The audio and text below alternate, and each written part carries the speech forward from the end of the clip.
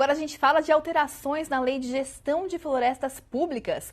O Senado Federal aprovou a medida provisória 1151 de 2022 para que a comercialização dos créditos decorrentes da emissão evitada de carbono em florestas naturais seja parte integrante da concessão, tornando-a muito mais atrativa. Quem vai explicar melhor esse assunto para a gente agora é a Jaqueline Ferreira, do Instituto Escolhas e membro da Força Tarefa de Concessões Florestais da Coalizão Brasil. Seja muito bem-vinda. Boa tarde. Boa tarde, muito obrigada pelo convite. Obrigada a você por ter aceito e por estar participando aqui com a gente. Para a gente começar, eu queria que você explicasse, para a gente contextualizasse um pouquinho essa questão da concessão, né? Por que isso é importante para a preservação ambiental e por que hoje acessar essa concessão não seja tão atrativo para as empresas?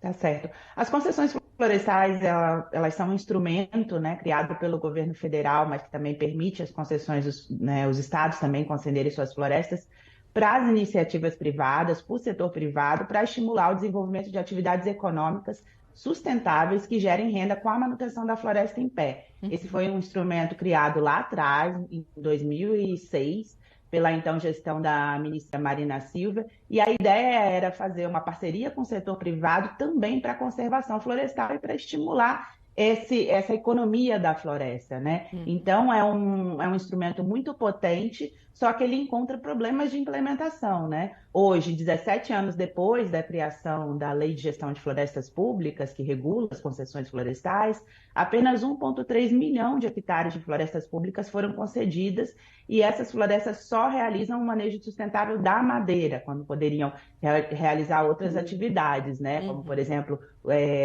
explorar de forma sustentável os produtos florestais não madeireiros. Lá em 2006, quando a lei foi criada, ela indicava ali no planejamento 44 milhões de hectares de florestas passíveis de concessão.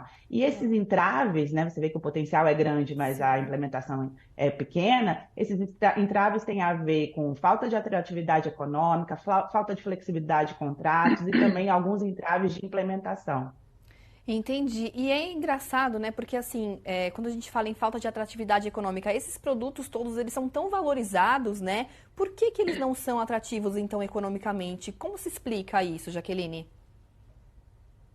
Primeiro, todos os editais, né, de licitação que são abertos pelos órgãos públicos, o Serviço Florestal Brasileiro, no caso das florestas públicas estaduais, focam só na madeira, né? Ou seja, não estimula a iniciativa privada a explorar outros serviços florestais não madeireiros, né? Então, a madeira, hoje, ela tem uma grande concorrência, né, com a madeira ilegal, né, que é explorada na região amazônica.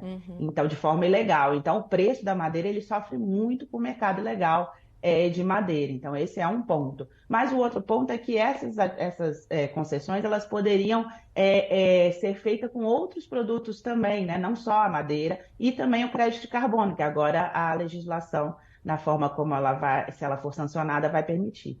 Legal, era justamente isso que eu ia te perguntar agora para você entrar em mais detalhes, né, sobre os pontos positivos. Todo ano um plano de outorga florestal. Isso exige muito tempo das equipes do Serviço Florestal Brasileiro. Então, a gente já pediu ali na lei, né, tem uma proposta de trocar para ser um plano plurianual. Então, traz proposta de flexibilidade nos contratos e, principalmente, ampliação do objeto das concessões, gerando renda não só para os concessionários, mas também para o Estado e também emprego local.